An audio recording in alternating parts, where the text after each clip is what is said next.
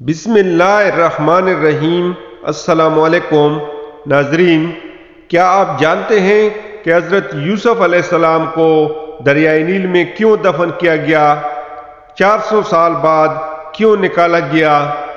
کس نے نکالا اور کس کے حکم پر نکالا؟ تو آج ہم آپ کو بتائیں گے۔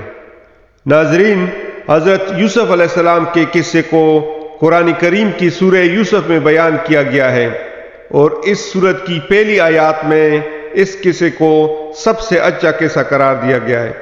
تو جو قصہ سب سے بہترین اور اچھا ہے، اس کے بارے میں جاننا ہر مسلمان کے لیے ضروری ہے، اور جو اس قصے کے بارے میں جان چکے ہیں ان کی ذمہ داری بنتی ہے کہ وہ اس قصے کو ان لوگوں تک پہنچائیں جو اسے نہیں جانتے، کیونکہ اس میں زوال سے عروج حاصل کرنے کا فارمولہ بیان کیا گیا ہے۔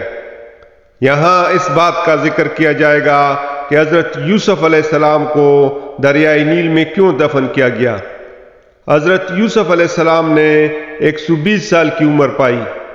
حضرت یوسف علیہ السلام کے وصال پر ملال کے بعد ان کے چاہنے والوں میں اختلاف ہو گیا کہ حضرت یوسف علیہ السلام کو کہاں دفن کیا جائے۔ مصر کی عوام کا آپ سے محبت کا یہ عالم تھا کہ ہر کوئی یہ چاہتا تھا کہ سیدنا یوسف علیہ السلام کو ان کے محلے میں دفن کیا جائے تاکہ ان کے محلے میں خیر و برکت رہے۔ آخر میں اہلیان مصر اس بات پر راضی ہوئے کہ آپ کو دریائے نیل میں دفن کیا جائے تاکہ دریا کا پانی آپ کی قبر مبارک کو چھو کر گزرے اور تمام مصر والے اس پانی سے برکت حاصل کر سکیں۔ اس لیے آپ کے جسم مبارک کو سنگ مرمر کے صندوق میں بند کر کے دریائے نیل میں دفن کر دیا گیا۔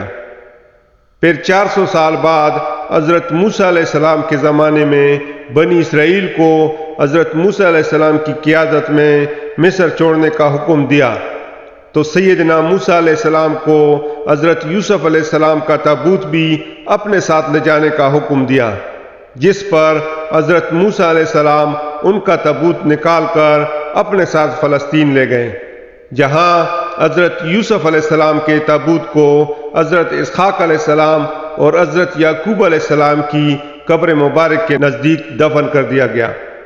اس وقت آپ کا مزار مبارک فلسطین میں ہے۔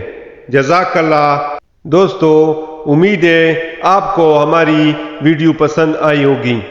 اس طرح کی معلوماتی، تحقیقی اور سبق آموز واقعات کی ویڈیو دیکھنے کے لیے ہمارے چینل محمد خان اسلامک 306 کو ضرور لائک، سبسکرائب اور شیئر کریں۔ اللہ حافظ۔